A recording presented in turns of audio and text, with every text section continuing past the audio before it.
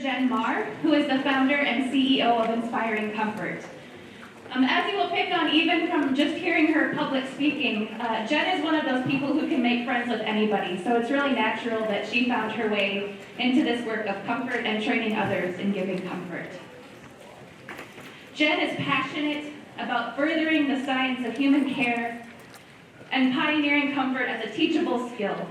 She has worked with researchers and thought leaders across the country to fine-tune this critical human care behavior. Notable workplaces, schools, and mental health organizations that advocate her comfort skill programming include Georgetown, Northeastern, Holy Cross, the Mental Health Association of New York State, the New York Office of Mental Health, and the American Association of Suicide Prevention. Prior to working in the field of comfort, Jen was a seasoned global business development executive in the healthcare industry. She is now a frequent speaker on how comfort can be taught as a skill, why our world has lost the art of connectedness, and the importance of comfort in suicide prevention and overall mental health.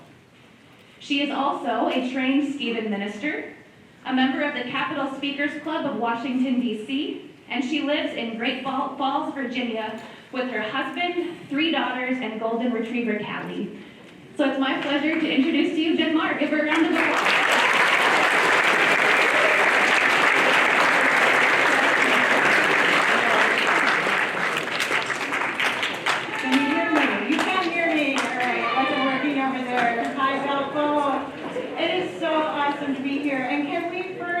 Give it up for the peer ministers. Peer ministers, please stand up.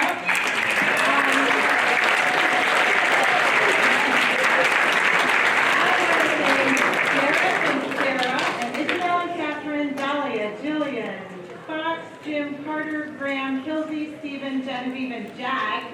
They've all been training for the last month, and they're going to put you guys through the workshop after this. So, there are your workshop leaders. Round of applause to them.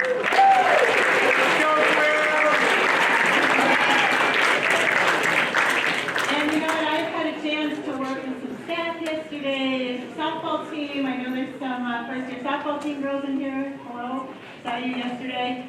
And also just the amazing pleasure of working with Pastor Jim, Pastor Kate, Dr. Lisa Jennings, Dr. Jenny Crow, Brian Welsh, and Dorothy Flores. What an amazing staff you have here. Thank you for bringing this to campus, and it's a pleasure to be here. You know, it was a day that was so beautiful. It was sunny like today, but probably about 15, 20 degrees colder. I was not really a runner. I didn't know if I could run the 26.2 miles, but I had signed up to run the marathon with my friend Amy. So we're driving the bus. It's not really any marathon is Boston. Anybody here from Boston? Okay, we can trash Boston. No, I'm kidding, I love Boston. So when you do the Boston Marathon, any marathon runners here? All right, so you'll relate to the story. When you start the Boston Marathon, it's not just a route that goes in a circle. You take a bus out, way out to the start line, and you run all the way back into Boston.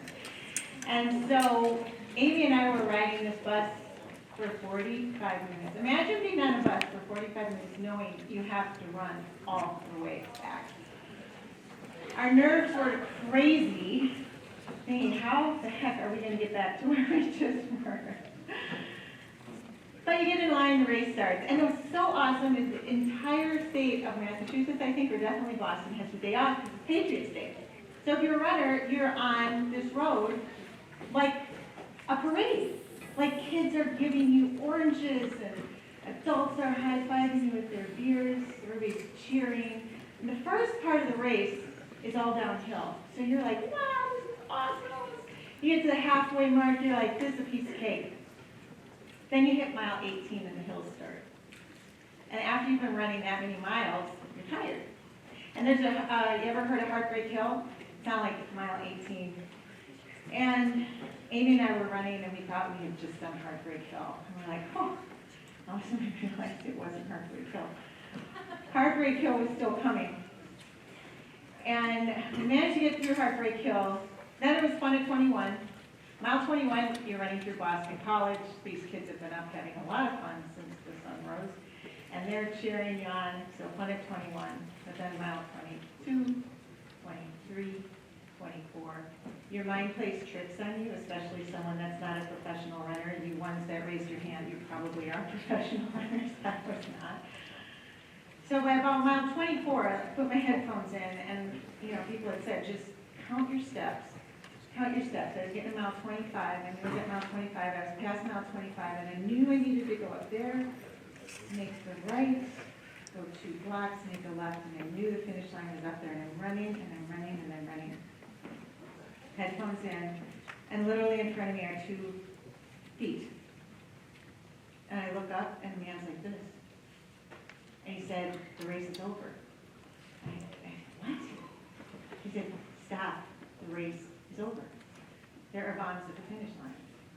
My friend Amy is there with me, and we're like, your mind just plays tricks on you after you've run that long. I'm 0.4 miles away from finishing. And kind of snapped to it. All of a sudden I heard people screaming. There's chaos everywhere. I didn't know where my family was, didn't know if there were more bombs going off. So for 2 more hours and 3 more miles, we wandered around Boston, being yelled at by policemen, get out of here, trying to figure out how to get back to the hotel.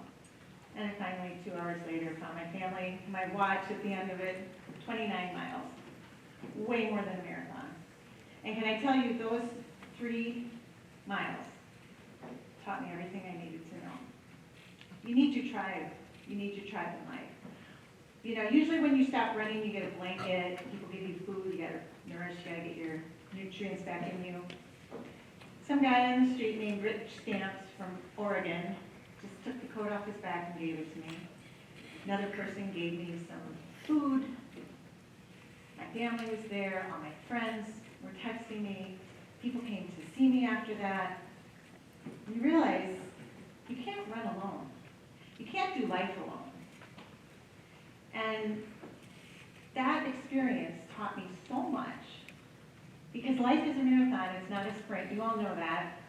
You're getting ready to take your sprint.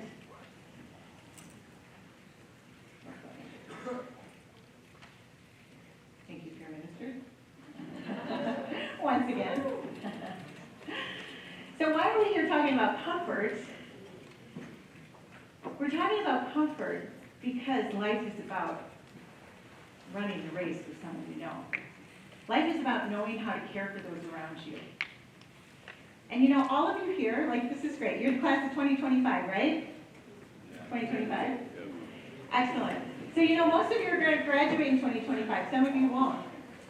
Some of you are going to graduate with what you're studying now. Some of you won't. Some of you will graduate in 4 years. Some of you won't. Some of you will graduate here. Some of you won't. But what every single person in this room is going to need to succeed when they get out of college is to know how to care. Leadership and influence is all about knowing human relations and human care. And that's what we're going to be talking about today. What does this have to do with comfort? There's a line I'm going to put up here that, if you remember just a few things tonight, I hope you remember this line. It's a line I've learned a lot over the last 15 years or so.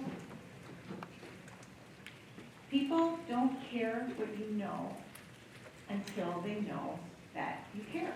It's one of the greatest things in life to be able to cut through someone that is down and you don't know what to say or do. Your college classes, they're preparing you with your brain. You're going to need to prepare with your heart. AI is going to get really good at brain stuff. AI can't touch the heart. And so how do we show that we care? This is where human care skills come in. Just this week, I don't know if any of you saw in Forbes, there was an article, what's the #1 leadership skill you need? Empathy. But is empathy a skill? It's an emotion. So what we're going to talk about tonight is the skill that will cultivate the emotion, which is, ta-da, comfort. Now, most of you know comfort as like Delta Airlines seats, like really comfy, like get cozy socks for Christmas. Maybe your grandmother makes great chicken noodle soup. But comfort is a verb. And you know, if you think of the core definition of comfort, it kind of tells the story. COM is the core word of community, means together with, and fort is strength.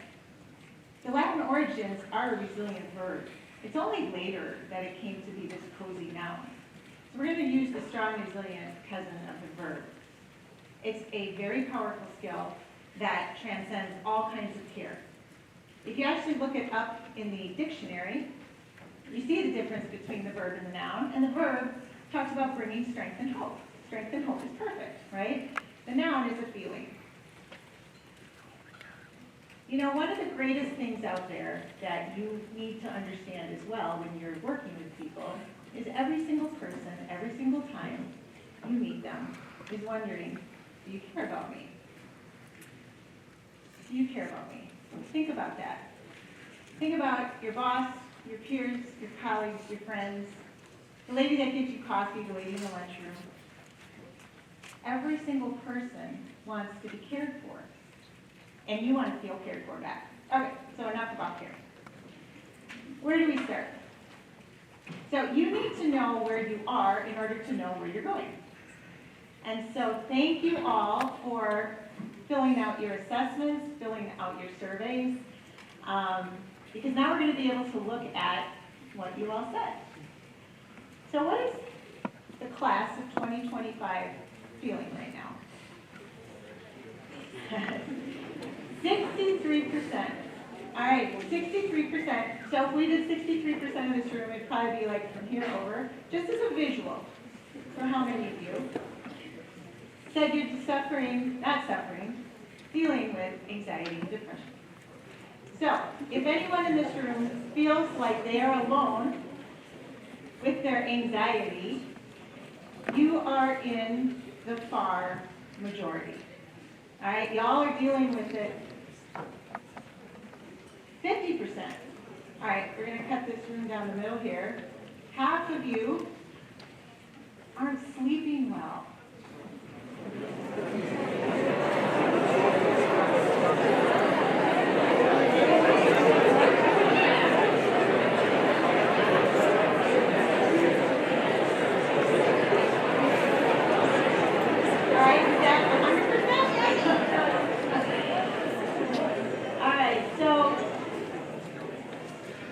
You know what happens when you don't sleep well?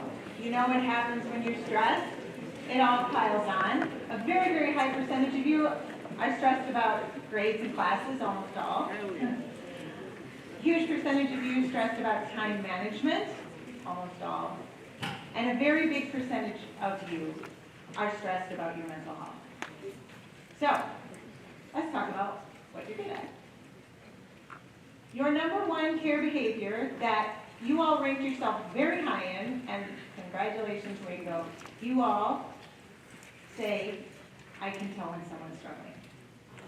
And that is awesome. Congratulations, that's great. Now, what is the number one area that you feel uncared for here on campus? Anybody want to venture a guess?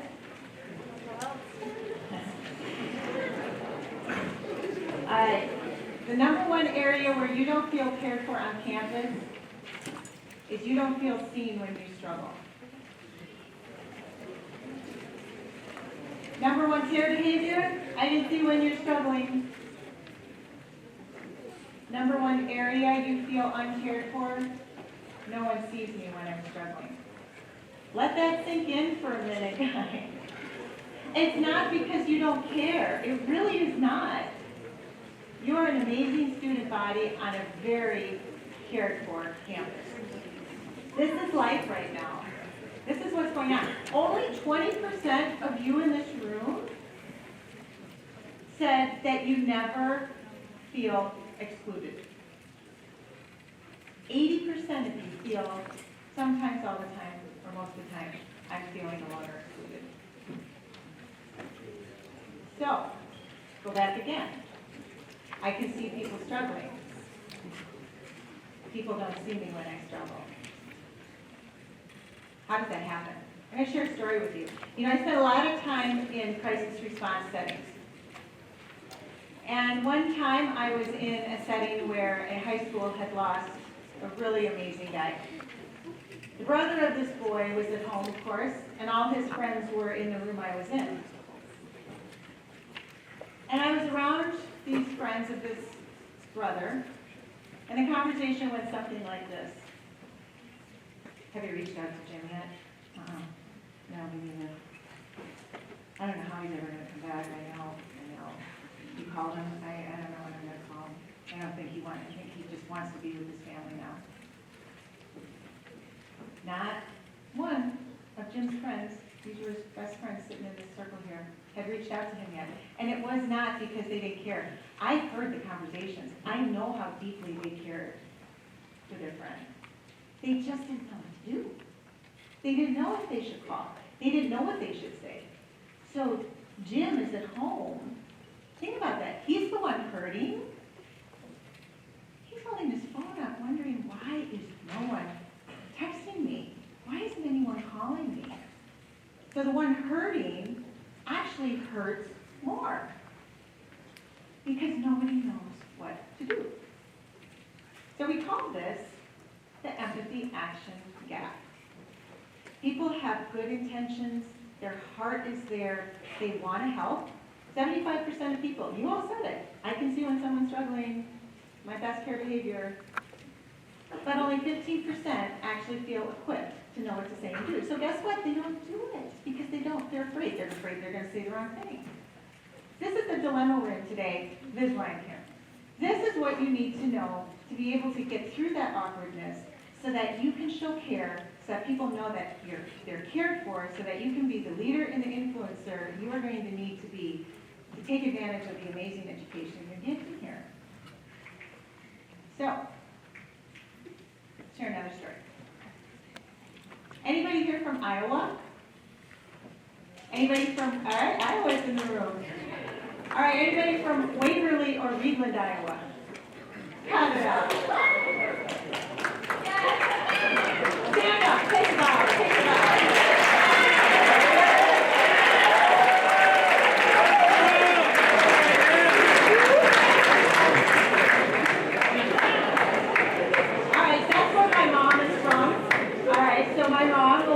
Reedland, Iowa, Waverly, Iowa.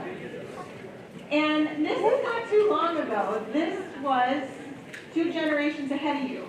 So when my mom was growing up, she shared this story with me. Whenever a barn burned down when she was a child, 3 towns around them, or however many are around, we could find out from you how many towns are around there, everybody instinctively knew you went to that farm. There was no building insurance. They needed each other to survive. So everybody went to the farm, no questions asked. Some people took the livestock, some people helped get rid of the burned down barn, some people cooked for the family, other people chipped in financially, others helped build the barn. They needed each other to live. Think how different that is in 2 generations. Now, everybody's got building insurance. If people are asked to go take apart a barn, you're like, oh, you got insurance for that, right? Life has changed so much. You know, I want you to think about this. So, I looked it up today. If you said the beginning of recorded history, it's 5,000 years, right? So from 5,000 years until 1900 about, nothing changed when it came to human care, human relations with each other. Everybody was in small families, everybody was in little tribes. You didn't really go outside that, you didn't travel far. You stayed with your family, you took care of your family, you buried your family, you found a doctor for your family. In 1900, so basically 4,900 years have passed when everything's been basically the same. The Industrial Revolution came, Healthcare Revolution came, Technological Revolution came, everything started changing. Think about it. Phones started, electricity started, cars started, planes started. about 1970, 1980, commercial air traffic started. Like that. It's very quick. So, but nothing has changed more than communication. So, I don't imagine anybody has a phone here. Hold your phone up.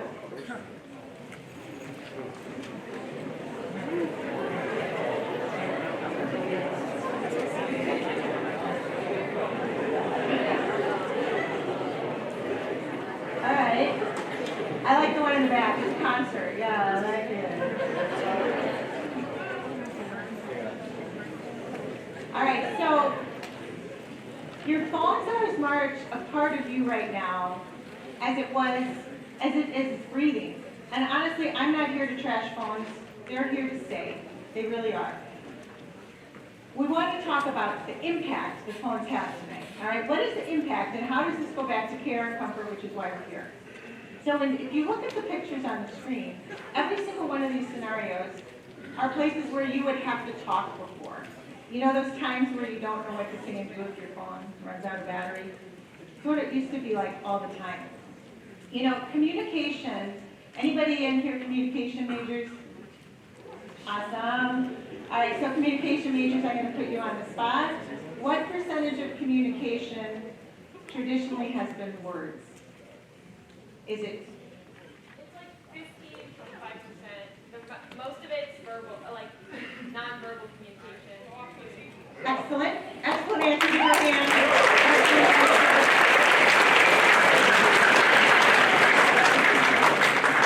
Those communication majors, I'm telling you. So the real answer is 7, but you were close. It's way low. So 93% of communication is non-word. So when you're texting, you know this, you can't really tell if someone is really nervous or they're talking really fast or they're fidgeting, or if someone is really down. 93% of communication gets lost when you're texting. That 7% of words becomes 100%. And a lot of times, we can misunderstand people. What's happened with our human behaviors because of that is we miss cues. We don't quite see things the way that previous generations did. And again, this is just something, not anything to know other than it's different now. It's different than it has been for almost 5,000 years. You know, those phones that you just held up, people couldn't even do that 20 years ago, 15 years ago. That's how fast things are changing. And so our human care behaviors have to change with it. And what happens when you are not seen, even though people think they can see people that are struggling, is you're end up feeling lonely. Now, lonely is not about being by yourself, because I know there's lonely people in this room. You answered on your survey, and you are around a lot of people. Loneliness is feeling like no one cares. Again, we're going back to this word care. And the critical nature of why it is that you have to show it. You have to show it. And you yourself want it. And who's the loneliest generation? Yours. It's true, Cigna did a study. You would think like the older generation, senior citizens, widows, widowers. No, your generation beat it. All right, so how do we care? So that's where we're going to get to the word comfort. Now, all the words on the card here are a result of when you care for someone. So we talked about empathy before being one of the most critical leadership skills, but empathy is an emotion. An emotion is not an action, and action can't be taught. So in order to grow empathy and cultivate empathy, you have to have a skill. You have to have an action that you can actually learn to do something about. So when you have to care for someone, when you have to comfort them, it's awkward. It's hard. So you're going to have more courage. You're going to have to listen. You're going to have to be more intentional. And you will cultivate that empathy. You will cultivate that compassion because you will have had to go through all these things. All right, so look at this warehouse. You know, I spent 5 years in the recovery efforts of Sandy Hook Elementary after that tragic shooting. I went into the school every week for 5 years. This is an example of random acts of kindness gone wrong. I want you to think about when we care for people, how we have to think about doing that. A lot of you went to school and learned about random acts, right? Raise your hand, random acts of kindness day, RACs, great, yay! And they really are good, nothing wrong with RACs. But what happens is you don't actually have a connection, all right? This is one warehouse at Sandy Hook, these are only the toys. 67,000 teddy bears were sent to a town of 24,000 people. People with really, really good intentions, people with empathy in their hearts, but didn't use it in a way that helped someone. It took Newtown, Connecticut, tens of thousands of volunteer hours and hundreds of volunteers over a couple years' time to be able to catalog, rebox, and find homes for all of this stuff. So when we care, we have to have the right intentionality. This was good intentions, but it was good intentions gone wrong. And I know you guys all care about each other. So why don't we show care? It's awkward. We just don't know what to do. And honestly, that's the end of it. And the thing is, every single one of you has different skills and different behaviors. And again, awkward behaviors are just that. They're awkward. You can change them. They're not personality traits like the Myers-Briggs that you get. That assessment you took, it could change next year when you take it again because they're behaviors. They're behaviors you can relearn. So what were your most awkward behaviors? So first of all, if someone's struggling and you hear of someone struggling, what were the three main reasons you all answered that you don't care, that you don't help? Number one, it's awkward. I don't know what to say and do, so I avoid it. Number two, I'm afraid. Those boys in the circle that didn't reach out to their friend, they were afraid shouldn't be reaching out to them at that time. They were afraid they would say the wrong thing. And number three, it's not my place. It's not my place to get involved. It's not my business. Just real quick on that one, it's always your business. Okay, you're going to go through that with your leaders later. But each of those are just behaviors that if you know, all right, if I can do this, this, and this, those behaviors can change. So then, what about when you're face-to-face with someone that you know is hurting? You have two different groups of reactors here. One group of you is going to leave that elephant smack dab in the middle of the room and not touch it. You're not going to bring it up. You're going to avoid it. You're not even going to talk about it. The other group of you are going to be fixers. You're going to try to cheer them up. You're going to tell them what helped you. You're going to try to fix it. And again, those are just natural human behaviors, and there's nothing wrong. So what we can do is if we can understand our behaviors, and your top three, by the way, were I want to cheer them up. I'm going to tell them what helped me, right? Those are both fixers. And I'll tell them, let me know how I can help without having anything in it. And I can guarantee you if you say somebody like, let me know how I can help, you think they'll ever tell you how you can help them? Never in the history of man. So you're going to get into this, and I just want you to know everybody's different. Culturally, everybody's raised different. Some people are raised to handle things themselves, so it is a different mentality. But all of these behaviors can change. So when you get with your group and your peers later tonight, don't be afraid to talk about what's on there. And that's the beginning of going through this process. So, who on earth is the best example of the best carer in the whole world? Who has a dog? Jesus is good too. Good answer, front row. All right, second best. All right, second best example of a good carer are dogs. So raise your hand once again if you have had a dog. Excellent. How about a cat? Okay. Cat good.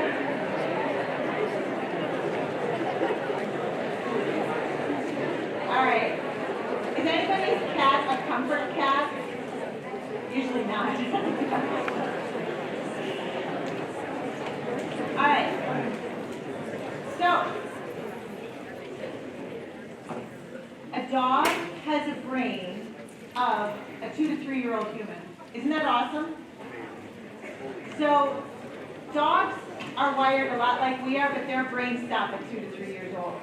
So think about that. If you're 2 to 3 years old, you've not lost your sense of trust, you've never lost your sense of adventure, you're always excited to be around people. So think about that's where a dog starts, right? It's awesome. So, but what do dogs do really well? All right, they're like you. They can see when someone struggles, right? But a dog always intuitively knows when someone's struggling, and then they actually go to that person and sit with them. They put you first. If you have a dog, you know that. Are they ever on their phones? Are they watching Netflix?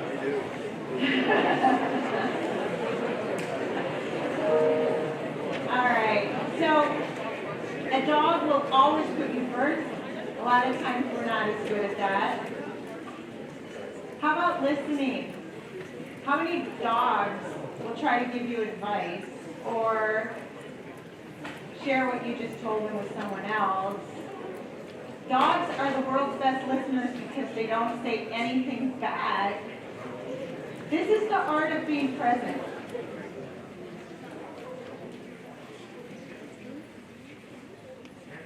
How about this one?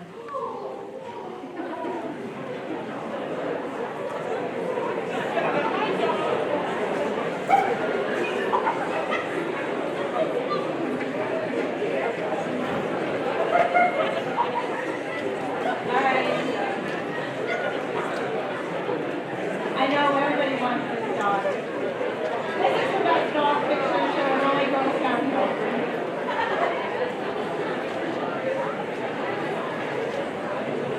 Alright, hello. Alright, so you guys were just using a lot of words. Dogs don't do that. So, a dog is one of the best ones for knowing how just to be present with someone. This is one of the best things ever to remember. They don't talk, and they are some of the best comforters on the planet. Now, there's a few other things they do that are really great. This is probably one of the best ones, my favorite actually, but how about this? They show up, and they bring people together. Right? They're uniters, they don't divide. And one last dog picture for our dog lovely friends. Oh.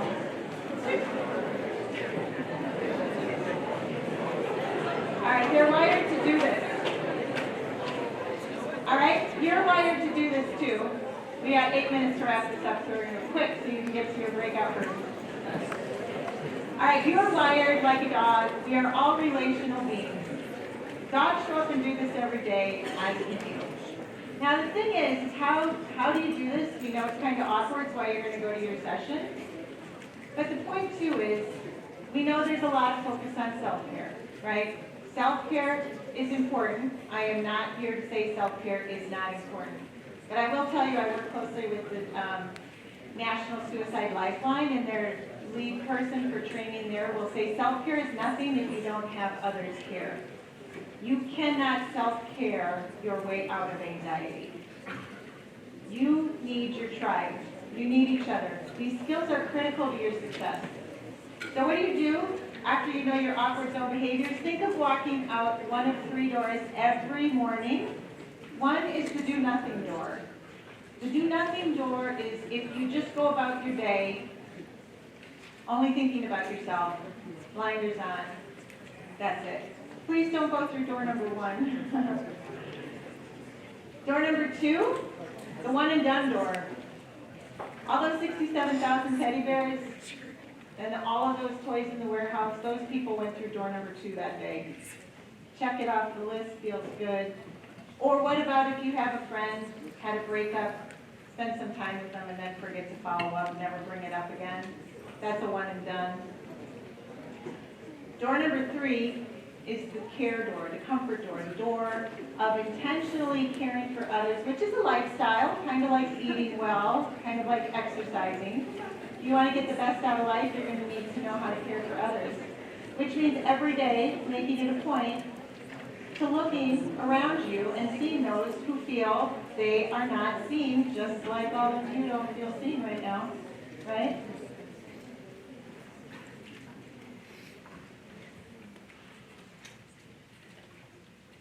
One of the other things, little strategy, is anybody that you want to care for, think of them as an empty jar. And they need to be filled up with acts of care, little marbles.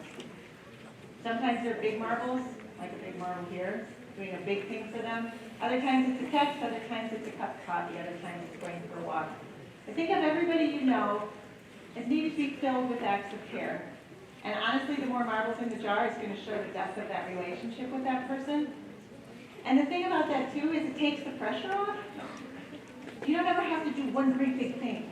Caring for someone is sometimes as little as just acknowledging, sorry, you're going through a hard time. Here, if you ever want to talk.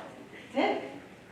You saw that person, you validated it, and they know you're there. And then you follow up a week later. Don't put so much pressure on yourself. Just little acts of comfort. Sending a text. You know, there's 4 things I want you to remember tonight, and then you're going to go to your workshops. Number 1, know how to break through your awkward zone. Number 2, be more like your dog. Number 3, fill lots of jars with lots of marbles. And run your race. This is my friend Amy. We went back the next year and we ran it and we finished it. And